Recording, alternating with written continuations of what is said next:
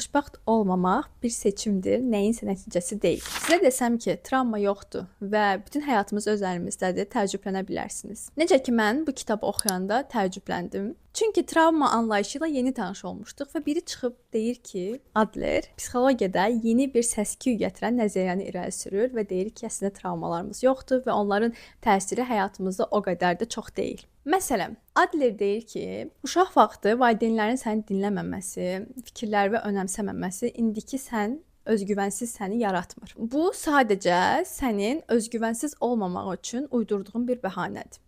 Bunu eşitmək biraz sərtdir. Düzünü desəm, faktı qəbul etmək çətindir ki, mən indi özgüvənsizəm və bunun bütün səbəbkarı elə özüməm. Mən özgüvənli olmaq cəsarətini göstərmədiyimə görə özümə bəhanələr uydururam. Eləcə də xoşbəxtlik də elədir. Yəni mənim başıma bunlar gəlib deyə mən indi xoşbəxt deyiləm fikri onlardan asılı olmaqdır. Bir növ qurban psixologiyasında olmaqdır. Yəni bütün hər şey öz əlindədir. Bu fakt ilk başda ağır gəlsə də, sonra üzərinə düşünəndə əslində məni çox da azad hiss elətdirir. Heç nədən asılı deyiləm. İstədiyim kimi öz gələcəyimi, həyatımı, bugünümü qura bilirəm. Beləliklə Adler deyir ki, insan xoşbəxt olmamaq üçün bəhanələr axtarır.